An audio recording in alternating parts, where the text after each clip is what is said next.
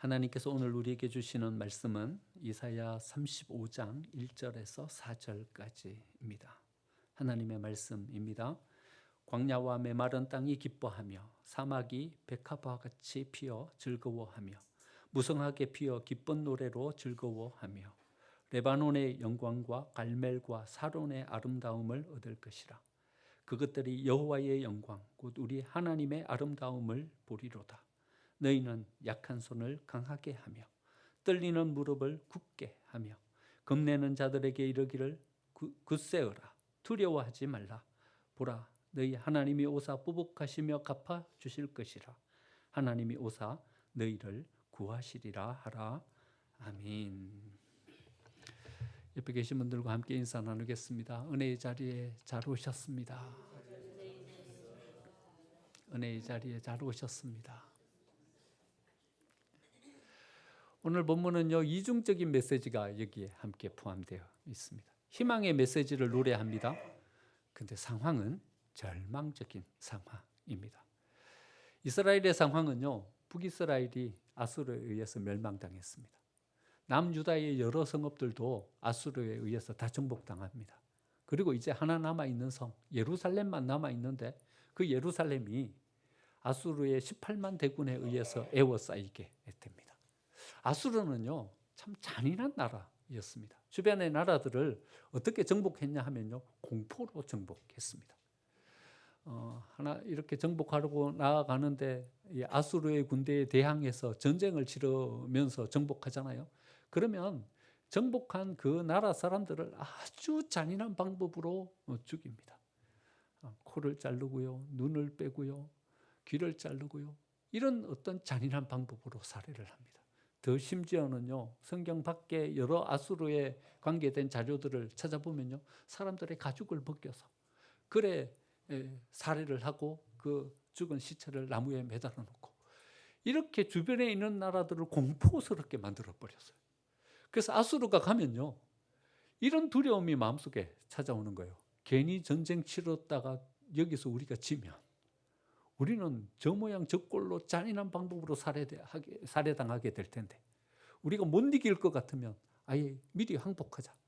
그러니까 아수르는요, 전쟁도 치르지 않고 주변에 있는 나라들을 다 이렇게 정복해 갑니다. 이쪽 서쪽 남쪽으로는요, 이집트 문명까지, 나일 문명까지 다 정복합니다.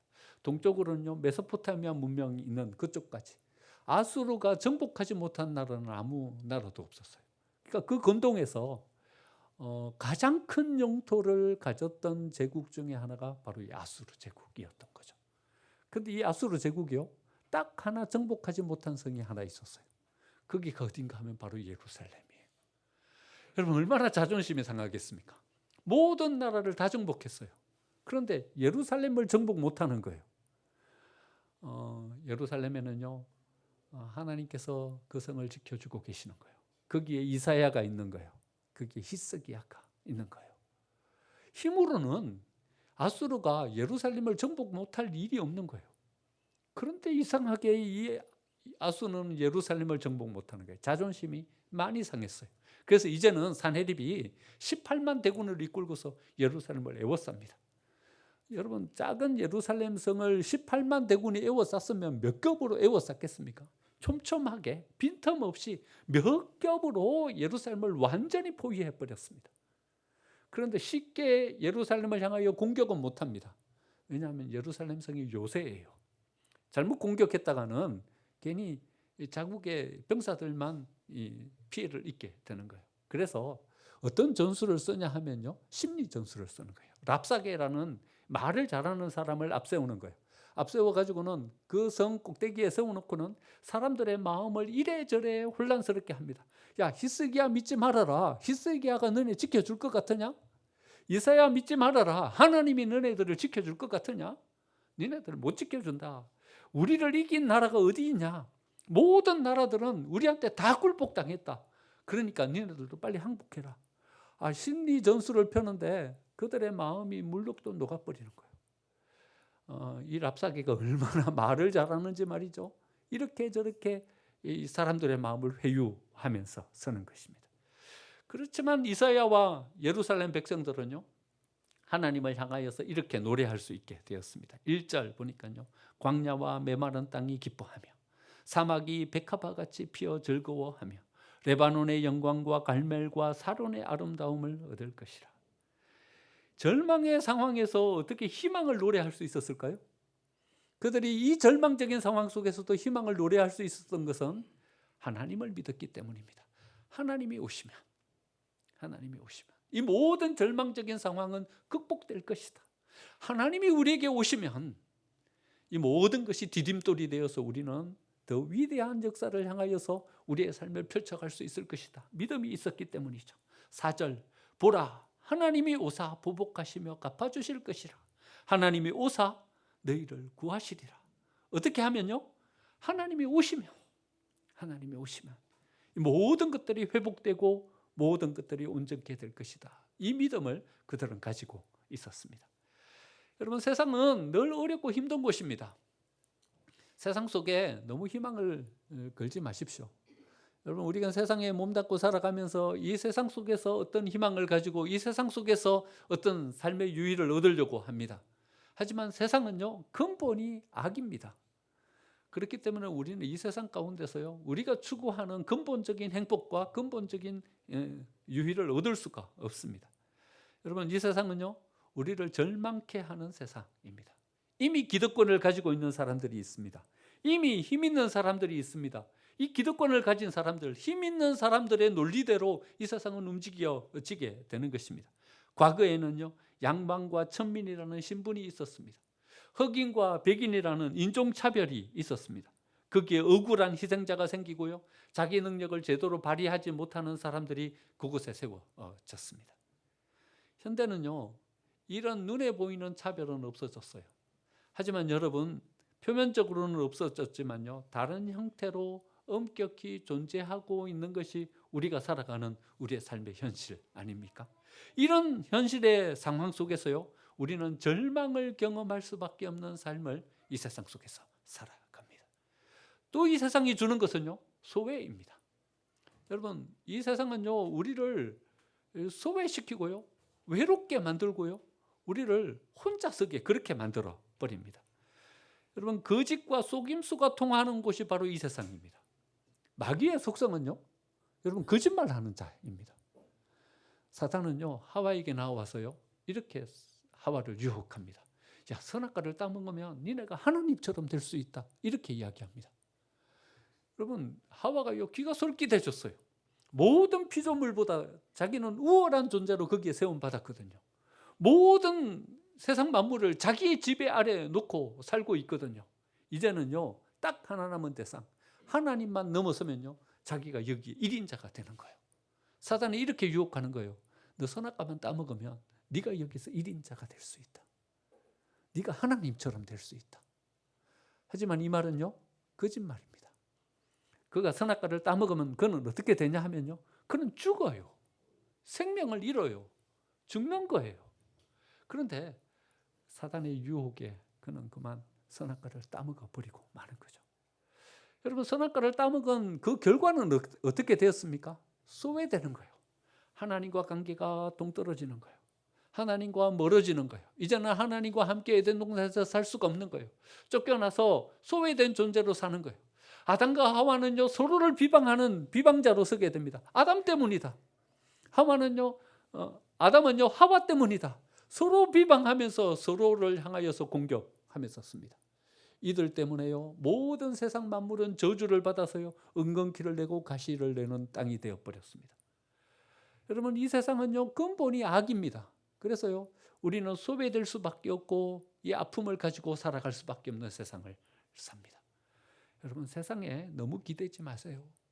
세상 너무 기대고 섰다가요 세상에 무너질 때 우리도 함께 무너집니다.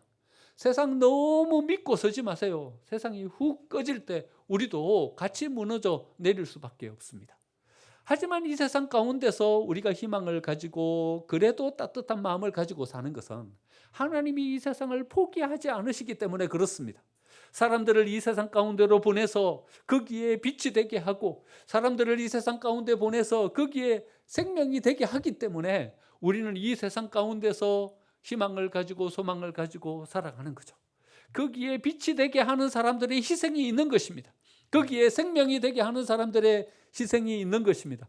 그래서 우리가 이 세상 가운데 어느 정도 희망을 가지고 소망을 가지고 사는 것이지, 이 세상은 믿을 곳은 아닌 것입니다. 사명을 가지고 나아가야 될 장소인 것이지 우리가 의지하면서 나아가야 될 장소는 아닌 것입니다. 하나님은요, 이 세상 가운데 우리가 이런 사명을 가지고 서기를 원하십니다. 그래서 우리가 이 세상 가운데서 노래하면서 하나님을 찬양하면서 설 수 있게 하시는 거죠. 1절 보면요, 광야와 메마른 땅이 기뻐하며 사막이 백합화 같이 피어와 즐거워하며. 여러분 1절 말씀을 이렇게 읽어보면요, 여러분들 어디에 이렇게 딱 마음이 와닿으십니까? 여러분 기쁨과 백합화의 마음이 딱 와닿으십니까? 아니면 광야와 메마른 땅 사막의 마음이 딱 와닿으십니까? 그러니까 이 두 가지가요, 이중적인 메시지로 우리한테 이렇게 주어지는 거예요. 세상은 어떤 곳인가 하면요, 메마른 광야예요, 사막이에요. 이곳은요, 나아가서 우리는 고난당할 수밖에 없고 어려움을 겪을 수밖에 없는 세상이라는 거예요. 경쟁이 있고요, 치열함이 있고요, 거기 속에서 우리는 소외를 경험하고요, 절망을 경험할 수밖에 없는 곳이 바로 이 세상이라는 거예요. 하지만 여기에 대꾸되는 단어가 기쁨과 백합화이지 않습니까? 희망이 있고 즐거움이 있는 거예요. 사막에 어떻게 우리는 기쁨을 거기서 얻을 수 있는 것입니까? 거기서 어떻게 백합화를 피울 수 있는 것입니까? 사막이지만 우리는 거기서 백합화를 피우는 거예요. 광야이지만 우리는 거기서 기쁨을 얻는 거예요. 어떻게 해요? 답이 그 뒤에 나와 있습니다. 하나님이 오시면요. 하나님이 오시면요. 4절 보라, 너희 하나님이 오사 갚아주실 것이라. 하나님이 오사 너희를 구하시리라. 하나님이 우리에게로 오시면 비록 거기가 사막일지라도 우리는 거기서 백합화를 피울 수 있는 것이고요, 거기가 비록 광야일지라도 하나님이 오시면 우리는 거기서 기쁨을 다시 회복할 수 있게 되는 것입니다. 주님이 오시면 방향이 제시됩니다. 주님이 오시면 길을 찾을 수 있습니다. 지혜가 생기고 극복할 수 있는 힘을 가지게 되는 것이고, 문제를 넘어설 수 있는 사람으로 우리는 세워지게 되는 것입니다. 우리는요, 삶을 살면서 다양한 문제 가운데 직면합니다.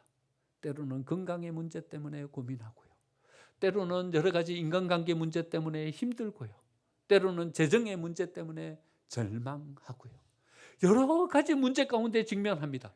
하지만 해결의 방법은 하나입니다. 하나님이 오시면 됩니다. 하나님이 오시면 됩니다. 주님은 이 모든 것들에 대한 해결의 방안을 가지고 우리를 찾아오시기 때문에 그렇습니다.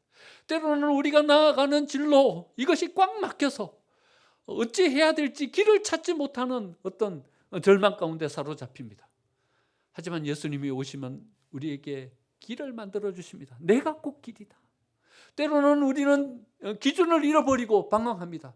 하지만 예수님이 오시면 문제는 해결됩니다. 내가 진리다. 내가 기준이다. 우리에게 길과 기준을 제시하시고 우리를 이끌어 주시는 것입니다. 지난주 새벽에 우리는 마가복음 5장을 묵상했습니다. 연거푸 두 가지 사건이 이렇게 나옵니다. 회당장의 딸이 병들었습니다. 병들었는데 고칠 방법이 없는 거예요. 의학으로 고칠 수 없는 질병 가운데 딸이 놓여지게 되는 것입니다. 그런데 회당장은요, 예수님을 찾아갑니다. 회당장이 예수님을 찾아간다는 것은요, 쉽지 않은 일입니다. 왜냐하면 회당장이니까요. 회당에는 주일이 되면 모든 사람들이 함께 모여서 함께 예배하고 말씀을 나누면서 씁니다. 그런데 그게 회당장이에요. 주일을 지키는 자이고 주일에 어떤 여러 가지 종교적인 행사를 세워가는 자로 회당장이 세워져 있습니다. 그런데 예수님은 어떤 사람인가 하면요, 거기 안식일에 병자를 고치는 사람이에요. 그 당시 사람으로서는 이 예수님은 안식일을 깨는 사람이고 이 회당을 허물어뜨리는 사람인 거예요. 회당장이 회당을 세워가야 되는 사람이 안식일에 모여서 회당에서 예배하고 회당을 지켜가야 되는 이 모든 것들을 허무는 사람과 어떻게 함께 할 수 있겠습니까? 하지만 딸이 병들었어요. 고칠 수가 없어요. 그러니까 이 회당장은 예수님을 찾아가게 됩니다. 여기에서 우리는 세 가지의 어떤 상황을 한번 이렇게 생각해 보게 되는데요. 첫 번째는 회당장이 직면한 절망적인 상황입니다. 여러분, 절망적인 상황이 그에게 닥쳤어요. 아무리 노력해도 딸의 병을 고칠 수가 없는 거예요. 여러분, 회당장이니까 좋은 약을 먹여보지 않았겠습니까? 근데 좋은 약을 먹여도 딸의 병이 낫질 않는 것입니다. 실력 있는 의사를 찾아갑니다. 그 의사를 만나면 이 딸의 병을 고칠 수 있을 것이라는 확신을 가지고 가지만 그 딸의 병은 고쳐지질 않습니다. 결국 그 회당장은 위험을 무릅쓰고 예수님을 찾아갈 수밖에 없게 되었습니다. 예수님을 찾아갔더니 예수님이 그 딸에게로 나왔더니 문제는 해결됩니다. 예수님이 그 딸을 향하여서 외치십니다. 달리타 쿰, 일어나라 말씀하시니까 그 소녀가 모든 질병의 문제를 극복하고 다시 일어서게 됩니다. 이 회당장처럼요, 우리는 우리가 극복할 수 없는 절망의 상황에 직면할 때가 있는 것입니다. 하지만 여러분, 절망의 상황, 이것이 문제입니까? 여기로 예수님이 오시면, 그리고 달리타 쿰, 일어나라 말씀하시면 이 모든 문제는 다 해결받고 다시 서게 되는 줄 믿습니다. 우리가 직면하고 있는 이 상황 가운데로 예수님이 오셔서 달리타 쿰, 일어나라 말씀하시는 은혜가 우리에게 임하게 되기를 간절히 축원드립니다. 두 번째는요, 골든타임을 놓쳐버린 거예요. 여러분, 예수님을 초청했어요. 예수님이 급하게 그 회당장의 딸을 고치기 위해서 오십니다. 오시는데 예수님의 이 행보를 가로막고 서는 사람이 있었어요. 12의 혈루증을 앓은 여인입니다. 12의 혈루증 앓은 여인이 가만히 와가지고 예수님의 옷자락을 붙잡은 겁니다. 그리고는 혈루증이 나아버렸어요. 아니, 회당장의 입장에서는요, 빨리 가가지고 자기 딸을 고쳐야 돼요. 지금 급해요. 상황이 어려운 거예요. 그런데요, 골든타임을 놓쳐버린 거예요. 빨리 가야 되는데 예수님은 거기서 머뭇 지체하고 계시는 거예요. 여러분, 우리가 생각하는 시간이 있습니다. 지금 돼야 돼요. 지금 돼야 돼요. 여기서 해야 돼요. 지금이 적기예요.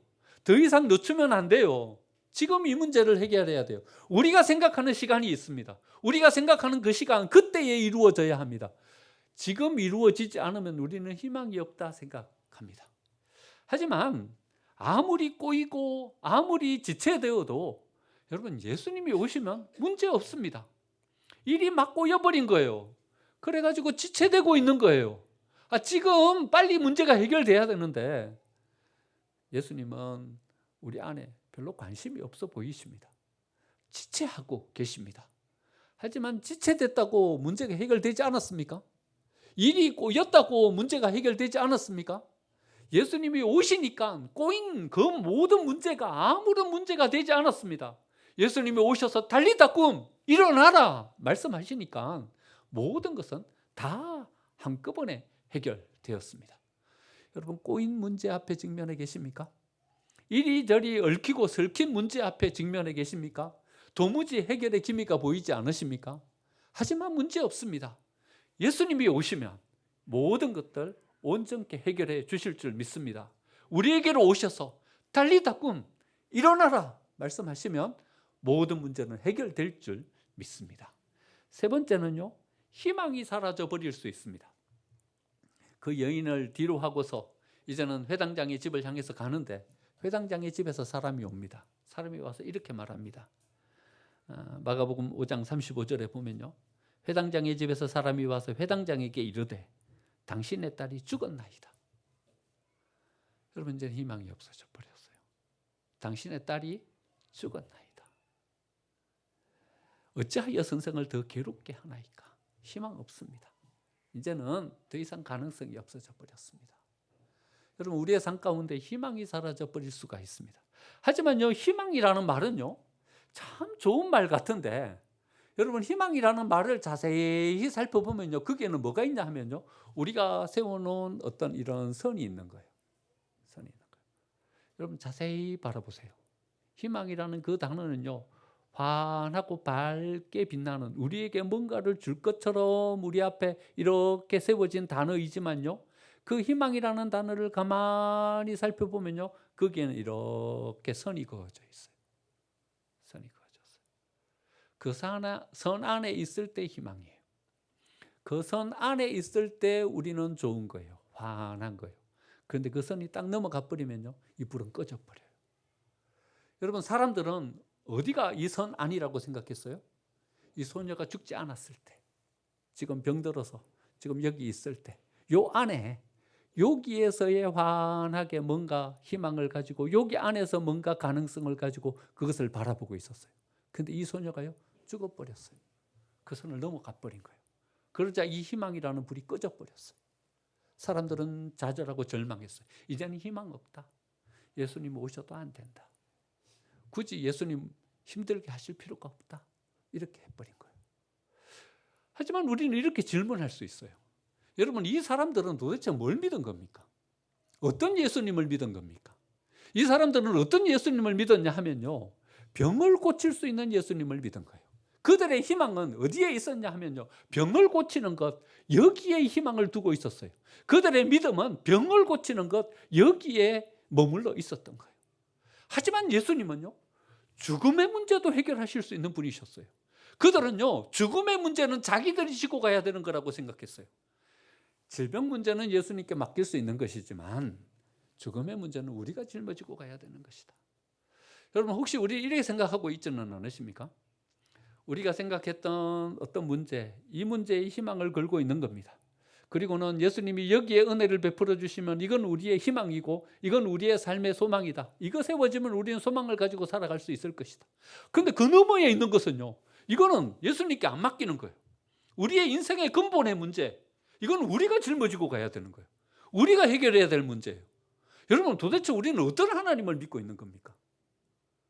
혹시 이 회당장에게 나온 이 사람들처럼 우리는 더 큰 문제는 하나님께 못 맡기는 이런 믿음을 가지고 하나님께 나아가고 있지는 않으십니까?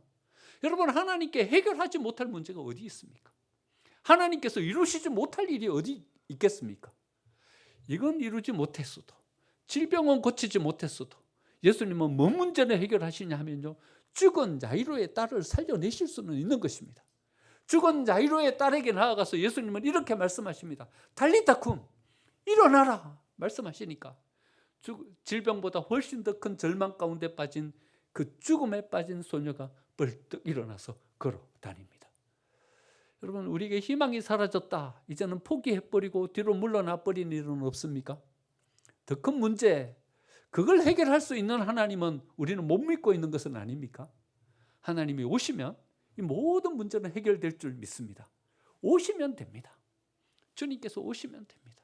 하나님께서 우리에게로 임하시면 됩니다. 임하시면 이 모든 문제는 해결될 줄 믿습니다. 제가 88년도에 군대 갔어요. 그런데 89년도요, 제가 강릉에서 근무했는데요, 눈이 얼마나 많이 내렸는지요. 그해 한 사흘 정도 눈이 왔는데, 첫 번째 눈이 올 때는 뭐 나가서 빗자루로 열심히 길을 썰었는데 눈을 도저히 감당 못할 눈이 온 거예요. 사흘 눈이 왔는데요, 눈이 1m 60cm가 쌓였어요. 뭐 웬만한 사람 키보다도 더 크게 눈이 쌓이게 된 거죠. 뭐 모든 업무가 다 마비되고요, 모든 삶이 다 마비가 돼버렸어요. 뭐 겨우 이렇게 길을 내 가지고 다닐 요 길밖에 못 낼 정도의 어떤 눈이 쌓이게 된 거예요. 뭐 그날 눈이 그치자마자 이제 제설 작업이 시작되었는데요, 제설 작업을 해도 이게 엄두가 안 나는 거예요. 눈이 엄만치 와야지 제설 작업을 하죠. 이 눈을 이렇게 치워놓으면요, 저 길이 막히고요, 이 눈을 또 저쪽으로 치워놓으면 저쪽 길이 막히고요. 어마어마한 눈이 왔으니까는요, 탄약고로 가는 길을 치워야 된다. 군대니까는요. 그래갖고 탄약고로 가는 길을 치웠어요. 치워놨더니 어떤 길이 막혔냐 하면요, 식당 부식 창고로 가는 길이 막힌 거예요. 식당에서 난리가 났어요. 우리 다군길 작정이냐. 그래가지고 식당 부식 창고로 가는 길을 냈더니요, 그 눈을 어떻게 옮겨놓을 장소가 없잖아요. 이쪽으로 옮겨놨더니 이제는 업무 보러 가는 그 길이 막힌 거예요. 야, 우리 부대에 마비시킬 거냐. 눈을 이리 치우고 저리 치우고요, 치울 방법이 없는 거예요. 4주 꼬박 눈을 치웠는데 한 달 내에 제설 작업을 했는데 도무지 이 일이 진척될 기미가 안 보이는 거예요. 사람들은 다 지쳤어요. 이제는요, 눈을 보기만 해도 진절머리가 나는 거예요. 이 도대체 이 눈을 어떻게 해야 될지. 그런데요, 이틀 만에 이 문제가 싹 해결돼 버렸어요. 뭐 어떻게 해결됐을까요? 여러분 다 짐작하실 거예요. 비가 내리기 시작한 거예요. 비가 내리기 기온이 올라가고요. 비가 내리기 시작하니까요. 비가 이틀 동안 막 거세게 내리니까 이틀 만에요. 그 많던 산더미처럼 쌓여졌던 그 눈들이요. 싹 다 녹아지고 온데간데 없어져 버렸어요. 여러분 이틀 뒤에 네모반 앞에 딱 나와서 눈이 사라진 그 광경을 바라보는데요. 제 마음 가운데 전율이 찾아왔어요. 어떤 전율이었냐 하면 이런 전율이었어요. 이스라엘 백성들이 출애굽해가지고 나아가는데 홍해가 딱 가로막혔어요. 앞에는 홍해, 뒤에는 애굽의 병사들이 뒤쫓아오는데 진퇴양난이잖아요. 거기 안에서 이제 이스라엘 백성들은 다 죽게 생겼어요. 그런데 어느 날 이른 아침에 일어나서 보니까 홍해가 뚝 갈라져 있는 거예요. 여러분 그것을 바라본 이스라엘 백성들의 마음이 어땠을까요? 마음속에 전율이 찾아왔지 않았겠습니까? 하나님께서 드디어 우리에게 길을 열어주시고 살 방안을 우리에게 제시해 주셨다. 여러분 거기 앞에선 이스라엘 백성들이 느꼈던 전율과 같은 전율, 그게 제가요 싹 눈이 녹아버린 그 네모반 앞에서 섰을 때 그때 저의 마음이었어요. 나사로가 죽은 지 나흘이나 지났어요. 그런데 모든 사람들은 절망했어요. 마리아와 마르다도 이제는 희망이 없다고 생각했어요. 그런데요, 예수님이 그 무덤 앞에 굴을 옮겨 놓으시더니요, 죽은 지 나흘이나 지난 나사로를 불러내시는 거예요. 그러자 그 무덤 안에서요, 나사로가 배로 뺑뺑 동인체로 걸어 나오는 거예요. 여러분, 걸어 나오는 그 나사로를 바라보는 마리아와 마르다의 마음 가운데 전율이 찾아오지 않았겠습니까? 어째 이런 일이 벌어질 수 있는 것입니까? 죽은 지 나흘이나 지난 나사로가 거기서 걸어 나오고 있었으니까는요. 여러분 그때 느낀 이 마리아와 마르다와 같은 전율을 제가 느꼈다니까요. 싹 사라져 버린 거예요. 모든 것들이 다 해소되고 모든 것들이 다 해결돼 버린 거예요. 여러분 하나님께서 우리에게로 오시면 이런 은혜가 우리에게 임하는 줄 믿습니다. 문제는 다양할 수 있습니다. 건강의 문제, 인간관계의 문제, 재정의 문제, 자녀의 문제, 문제는 다양할 수 있습니다. 하지만 해결 방법은 하나입니다. 하나님이 우리에게로 오시면 됩니다. 하나님이 우리에게로 오시면 모든 문제는 사라지고 하나님의 은혜 가운데 우리가 세워지게 될 줄 믿습니다. 그럼 마지막으로요, 하나님은 어떤 사람에게로 오십니까? 어쩌면 하나님께서 우리에게로 오십니까? 어떤 사람에게로 하나님께서 가시냐 하면요, 믿음을 가진 자에게 하나님은 가십니다. 예수님은요 병자를 고치실 때 꼭 물으십니다. 어떻게 물으시냐 하면요, 믿느냐? 믿음을 찾으십니다. 믿음을 가진 자에게 찾아가십니다. 아수르의 18만 대군들이요 예루살렘을 빼곡히 둘러쌌습니다. 거기 안에 있었던 히스기야와 이사야와 모든 예루살렘의 주민들은요 절망의 좌절 속에 사로잡힙니다. 하지만 이사야에게는 믿음이 있었습니다. 하나님이 오시면 이거 문제되지 않는다. 이사야에게는, 히스기야에게는 믿음이 있었어요. 하나님이 오시면 우리는 산다. 이 믿음을 가지고 섭니다. 그리고 모든 백성들에게 금식을 선포합니다. 금식하자, 기도하자. 그리고는 모든 사람들이 하나님 앞에 나가서 기도하기 시작합니다. 여러분 이 히스기야의 각오가 얼마나 대단했는지요. 그 짐승들에게도 먹이를 주지 말라 그랬어요.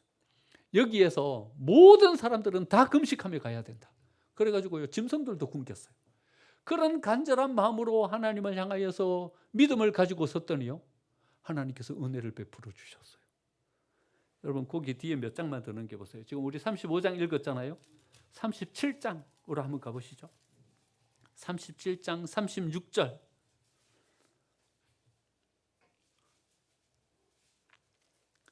37장 36절 우리 다 같이 한번 읽겠습니다. 시작. 여호와의 사자가 나가서 아수르 진중에서 18만 5천인을 쳤으므로 아침에 일찍 일어나 본즉 시체뿐이라. 어떻게 됐습니까? 다 죽었어요. 빼곡히 애워싸서 이제는 우리는 살 희망이 없다. 우리는 절망이다. 이렇게 생각했는데 그들을 애워싸고 있었던 모든 문제가 다 해결돼 버렸어요. 제가 아침에 나갔더니요 눈이 다 녹아버린 거예요. 싹 사라져 버린 거예요. 그것처럼 그들 앞에 놓여 있었던, 그들을 절망케 하고 이제는 희망이 없다, 여기서 우리는 다 죽었다 생각했던 모든 문제들이 싹 사라져 버렸습니다. 여러분, 이건 공식입니다. 공식입니다. 믿음을 가지고 서면요, 그 길은 반드시 하나님이 오십니다. 여러분 믿으십니까? 여러분, 믿음을 가지고 섰는데 하나님이 안 오시는 경우는 없습니다. 성경에 믿음을 가지고 섰는데 하나님이 안 오신 경우가 어디 있는지 찾아보십시오. 저는 30년 동안 찾았는데 못 찾았습니다. 여러분, 믿음을 가지고 서면요, 그 믿음을 가지고 선 자리에는 반드시 하나님이 찾아오십니다. 하나님이 오시면 모든 문제는 해결됩니다. 여러분, 우리가 이 믿음을 가지고 설 때 우리는 우리의 삶의 문제를 해결하고 하나님께서 주시는 은혜 가운데 우리는 세워지게 될 줄 믿습니다. 우리는 너무 쉽게 속단합니다. 실패다. 우리는 너무 쉽게 결정합니다. 끝이다. 이제는 희망이 없다. 하지만 여러분, 거기로 하나님이 오시면 끝이 새로운 시작이 될 줄 믿습니다. 실패가 아니라 그것은 디딤돌이 될 줄 믿습니다. 그것은 절망이 아니라 새로운 통로로 나아가는 희망이 될 줄 믿습니다. 하나님은 우리에게 이렇게 말씀하십니다. 약한 손을 강하게 하라. 약한 손을 강하게 하라. 무슨 말씀입니까? 믿음을 가지라는 것입니다. 약한 손을 강하게 하라. 믿음을 가지라는 것입니다. 하나님은 우리에게 이렇게 말씀하십니다. 떨리는 무릎을 굳게 하라. 어떻게 하라는 것입니까? 기도하라는 것입니다. 믿음을 가지고 기도하면서 나아가면 우리가 직면해 있는 모든 문제 하나님께서 해결해 주실 것입니다. 우리가 그 문제 붙잡고 실험하는 것이 아니라 하나님께서 그 문제를 해소시켜 주실 것입니다. 우리가 해야 될 것은 문제를 붙잡고 실험하는 것이 아니라 하나님께로 나아가서 기도하면 되는 것입니다. 믿음을 가지고 서면 되는 것입니다.